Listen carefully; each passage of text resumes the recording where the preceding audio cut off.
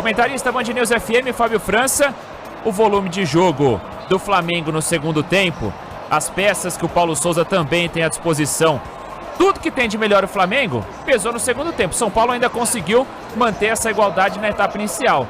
Depois, tudo isso prevaleceu, né, Fábio? Prevaleceu, Maurício. Foram 14 finalizações do Flamengo na segunda etapa, né? O volume do jogo do Flamengo no segundo tempo realmente muito superior. O São Paulo não existiu na segunda etapa, não levou perigo contra a meta do Hugo. No primeiro tempo, o São Paulo pouco chegou também, né?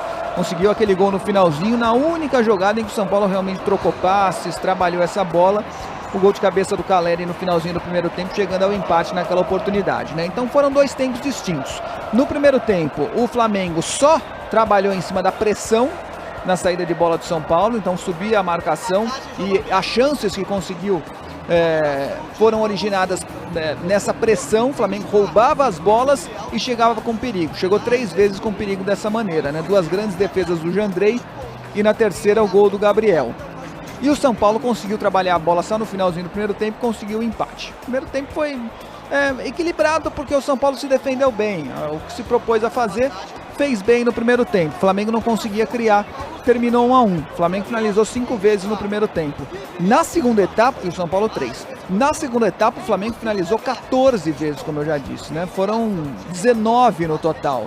E o São Paulo outras 3. 6 no total, mas finalizações todas sem nenhum perigo, né? O volume de jogo do Flamengo foi muito superior. Rogério Ceni acabou mexendo numa peça em que deveria mexer no intervalo. Aliás, eu falei sobre isso, também tiraria o Pablo Maia, que não fez um bom primeiro tempo, só que ele apostou numa postura tática da equipe que não foi a melhor na segunda etapa. Ele tirou o único volante que tinha para jogar e deixou o meio-campo do São Paulo com Igor Gomes, que era o jogador mais recuado no segundo tempo, fazendo a função de primeiro volante, Nestor e Gabriel Sara, com o Alisson também recuando para compor esse meio de campo. Então ele tentou formar um meio de campo contra o Flamengo no Maracanã sem um volante de origem. Aí fica muito complicado, né? Quando você tem os caras 100%, com o desempenho tático, né? Você consegue, com a formação, a postura, o posicionamento, você consegue suprir a ausência de um primeiro volante. Mas com os caras já desgastados no segundo tempo, contra um time de extrema qualidade, fica muito difícil fazer isso. Então o Flamengo rodava a bola como queria ali em frente à zaga do São Paulo. Eu peguei o microfone para falar justamente isso, não deu tempo.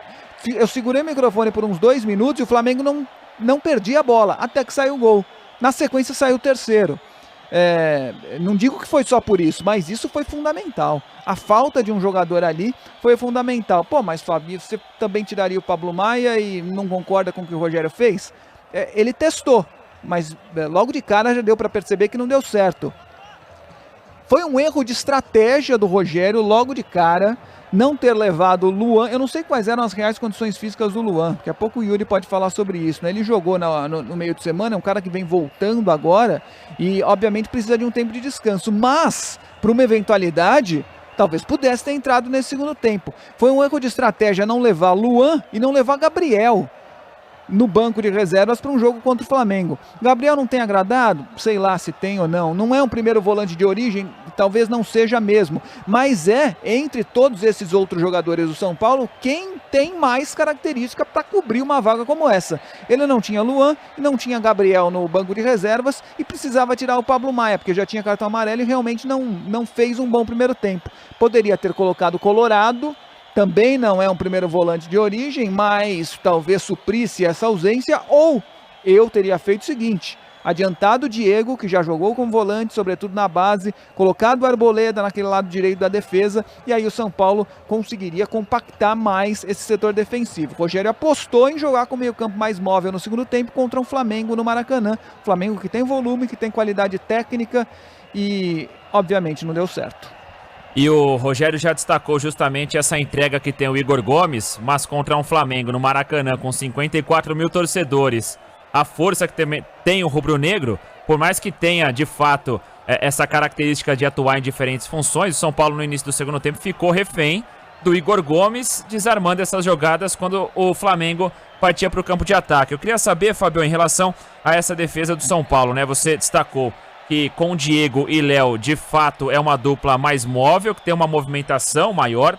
mas acaba sucumbindo em alguns momentos quando há essa pressão e quando há um volume maior de jogo em cima desses dois atletas. O Arboleda, na Copa Sul-Americana, tá bem, tanto no jogo de estreia contra o Ayacucho, como também contra o Everton na última quarta-feira.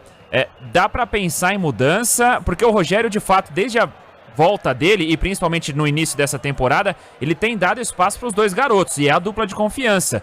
Mas é para parar e pensar um pouco em relação a isso também, de você ter um zagueiro um pouco mais experiente para atuar junto com dois garotos, e aí vai a avaliação de, no caso, quem teria que deixar esse sistema defensivo para jogar com o Arboleda, porque o Miranda parece que hoje é mesmo peça de reposição só, né? Acho que sim, né? Até fisicamente o Miranda não acompanha o restante da equipe. Acho que é para pensar assim, você utilizou até uma palavra mais bonita, né? Falou a zaga do São Paulo de vez em quando... De vez em quando já surgem algumas coisas assim. Sucumbiu aí frente ao ataque do Flamengo, eu disse abrir o bico, né? E é verdade.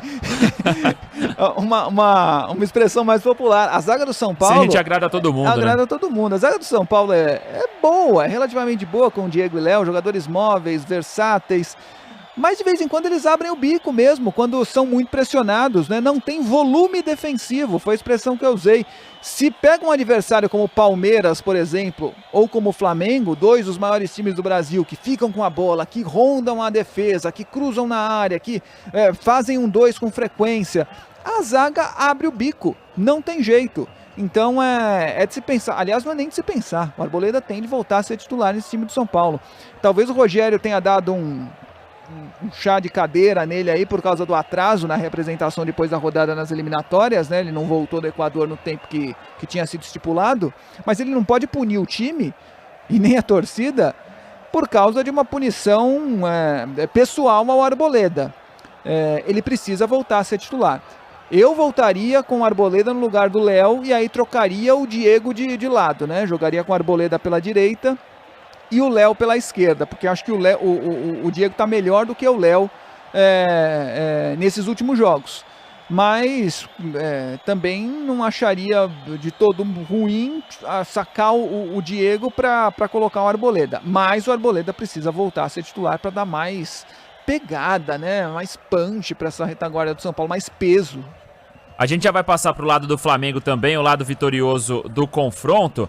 Hoje você até destacou no intervalo a possibilidade da entrada do Luciano na vaga do Éder, justamente para ajudar essa ligação de campo de defesa com campo de ataque do São Paulo, para tentar alguma coisa e surpreender o Flamengo no estádio do Maracanã. E no segundo tempo, o Rogério mexe com a saída do Éder para a entrada do Nicão, que praticamente não tocou na bola.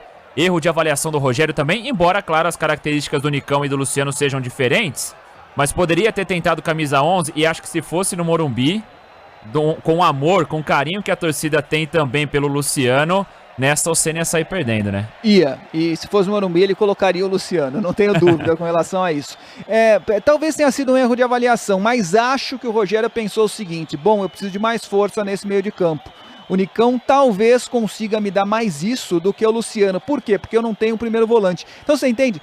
Acho que um erro foi puxando o outro. Uma coisa foi forçando a outra, o Rogério foi sendo forçado a fazer algumas alterações que talvez ele não fizesse se o time tivesse bem postado em campo. E aí virou uma salada. O São Paulo no segundo tempo não conseguiu fazer nada, mas o Nicão realmente... É que assim, ele foi prejudicado também porque o segundo tempo do São Paulo como um time foi muito ruim, né? Como time o São Paulo não existiu na segunda etapa, então fica muito difícil individualmente algum jogador fazer a diferença. O Sara, por exemplo, foi irreconhecível também. Perdeu bolas ridículas na segunda etapa. Um jogador que tem muita qualidade e hoje foi irreconhecível em campo. E o Nicão só pegou a bola uma vez para bater um escanteio pela direita. Só.